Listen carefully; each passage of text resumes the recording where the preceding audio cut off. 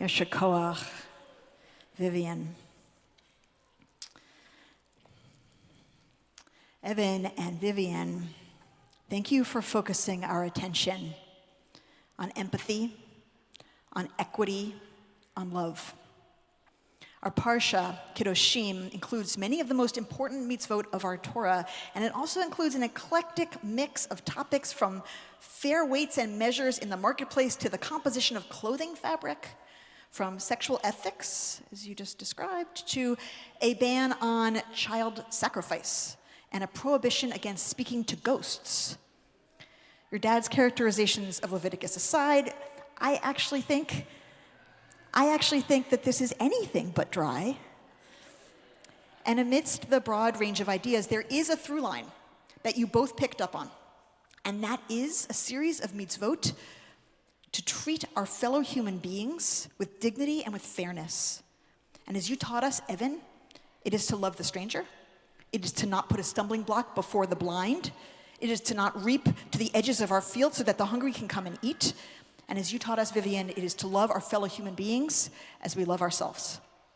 Chapter 19 of Leviticus is the peak of what's known as the Holiness Code, sitting at the physical center of the Torah scroll. If you roll it to the middle, that's what we read today.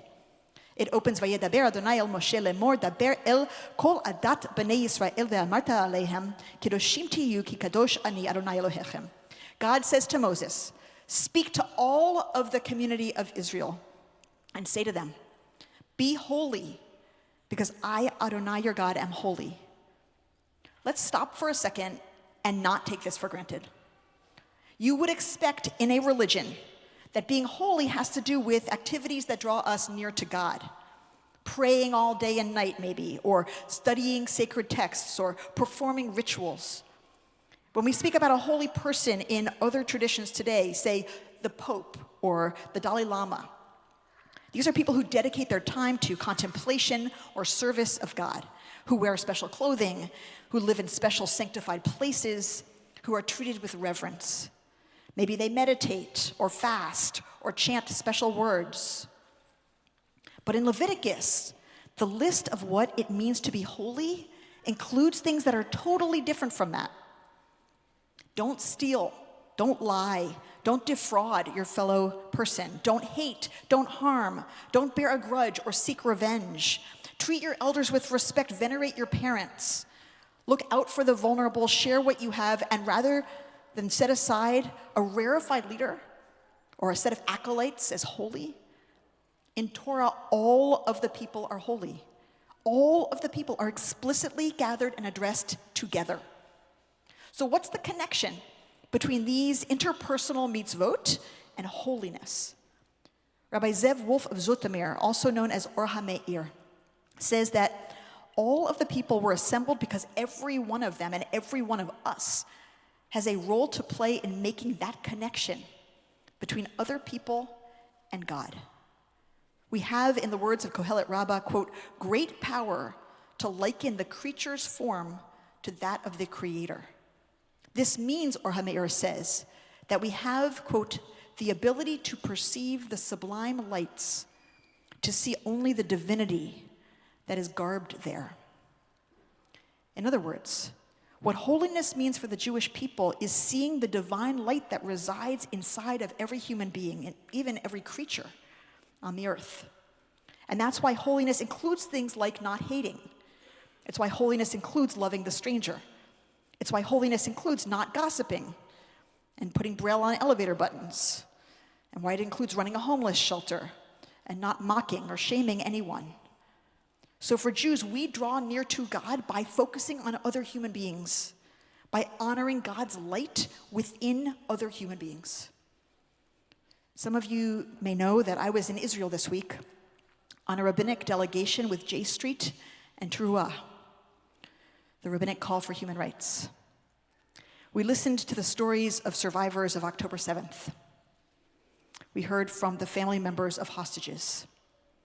We talked with pollsters and political analysts in Tel Aviv and in Ramallah.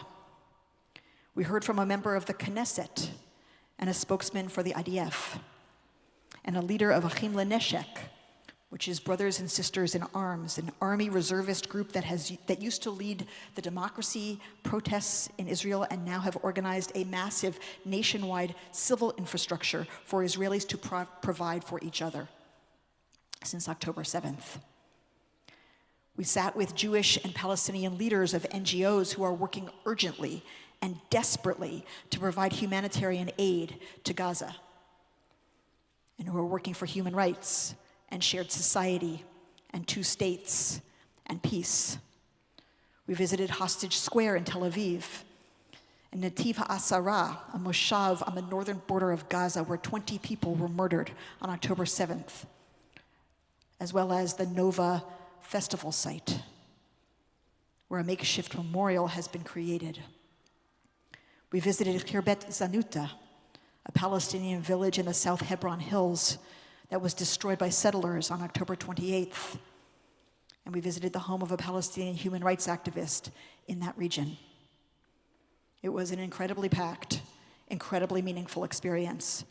And there's much more to say than I can possibly capture today, and I'll be sharing stories and insights from the trip over the next many weeks. But for now, I want to share a story of my first morning. Before the official itinerary began, I went to visit Kibbutz Shfaim, to the north of Tel Aviv, where the residents of Kfar Aza are now living temporarily as they wait for more permanent lodging. Many of you know that CBE has built a relationship with Kfar Aza. I see Ariella Gollum is here, and she spearheaded that effort, and we are so grateful that she did.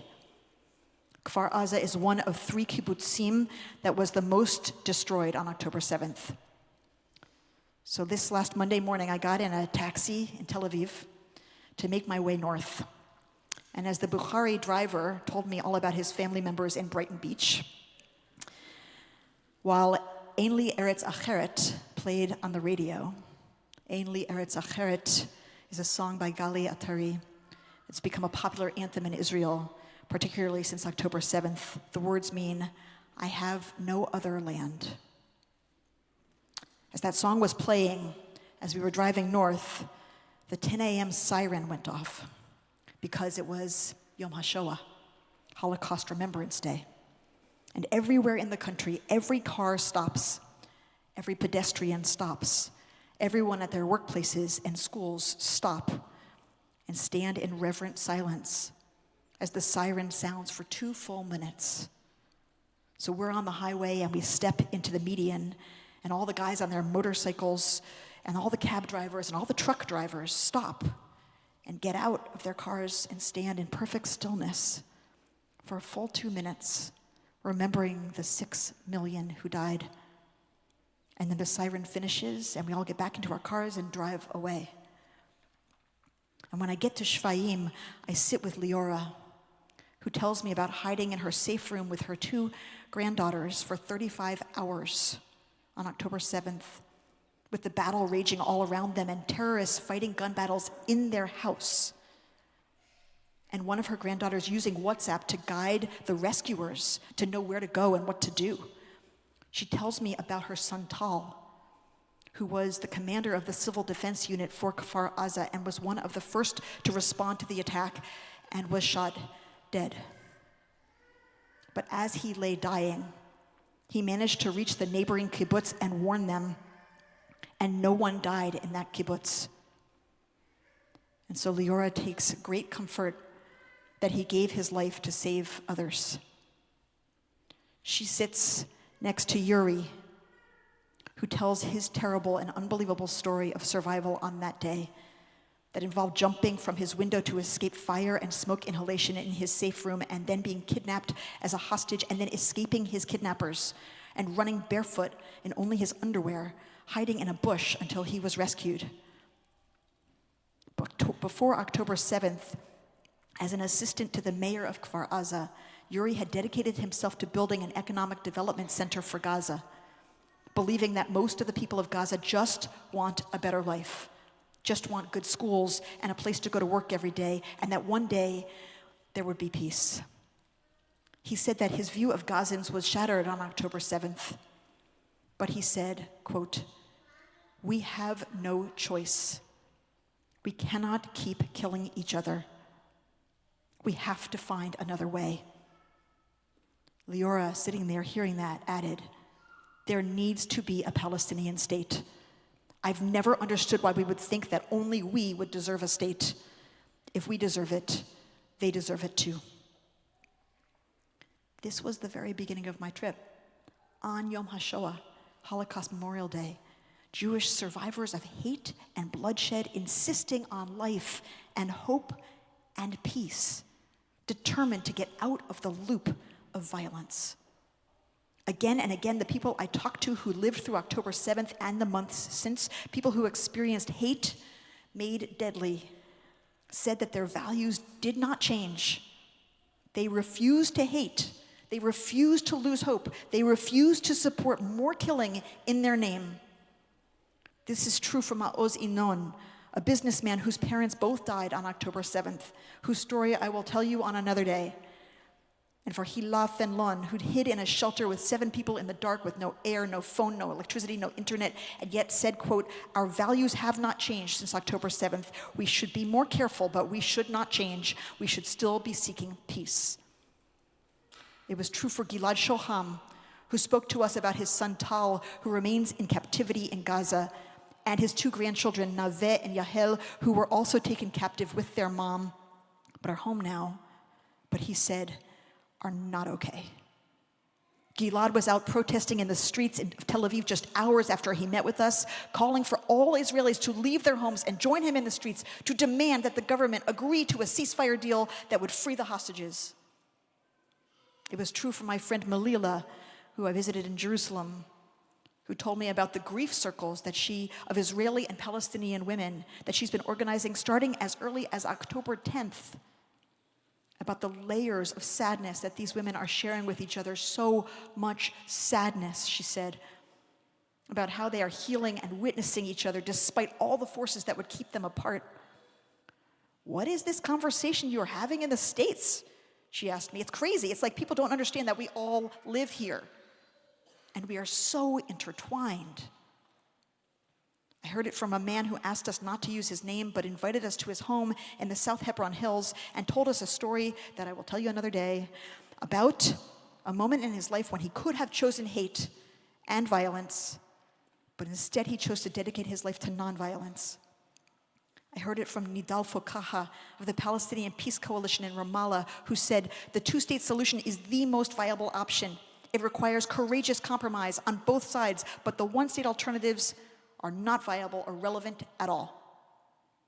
It's true for Khalil Shikaki, the Palestinian pollster and Brandeis professor who we met in Ramallah, who's been tracking public opinion in Gaza and the West Bank through more than 200 polls since 1993. He found this March that 62% of Gazans support a 2-state solution, and that for those who had deaths in their family, the rates of support were even higher. As devastating as so many things were on this trip, and they were devastating, the hostage deal fell through while we were there, and the incursion into Rafah began.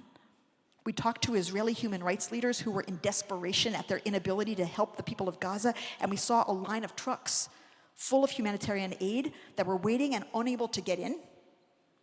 And I will never forget, ever, standing in the clearing at the Nova Festival, looking at the sweet young faces of the dead, 2 of whom reminded me terribly of my own sons.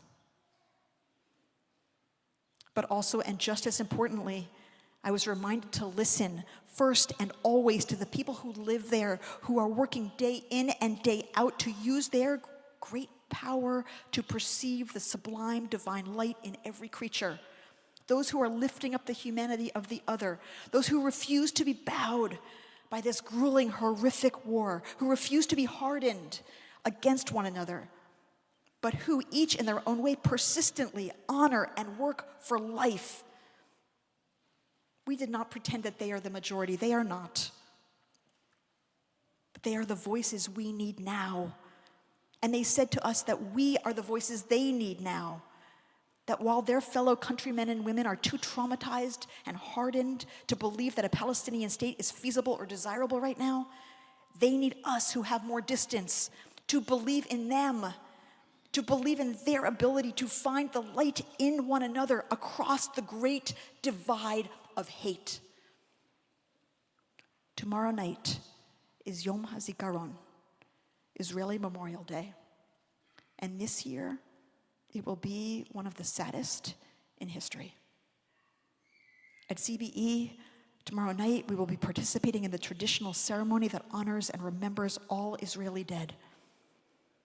And first, tomorrow afternoon, we will be streaming from Israel the joint Israeli-Palestinian memorial ceremony that honors and grieves all innocent lives lost of both peoples. It will be the largest shared memorial ceremony in history, and CBE is the official location for the New York observance. Israeli recording artist Achinoam Nini, Noah, will be here to perform, and together we will recognize our shared humanity and our shared grief. And then, the very next night is Yom HaAtzmaut, Israeli Independence Day. And here at CBE, we'll honor that day this coming Friday night with our annual Hope for Our Future award ceremony, in which we honor an Israeli NGO that is working for a future that gives us hope. This year, we'll honor Rabbi Noah Satat and the Association for Civil Rights in Israel, whose joint Israeli-Palestinian legal team worked to defend civil and human rights of both Israelis and Palestinians. Rabbi Satat will be here to accept the award. And the banquet is also a fundraiser for their critical work, 100% of proceeds going to support them. And we invite you to join us. The Talmud in Masechet Sanhedrin 106b tells us, HaKadosh Baruch Hu liba ba'eh. The Holy Blessed One, the Compassionate One, desires the heart. That's all God wants from us. Each of us in our own way, to give our whole hearts to seeing the divine presence in the other. That is what it means to fulfill the overarching command of our parsha. Kedoshim tihiyo, be holy, for I, Adonai your God, am holy. May we strive to live up to this command. Shabbat shalom.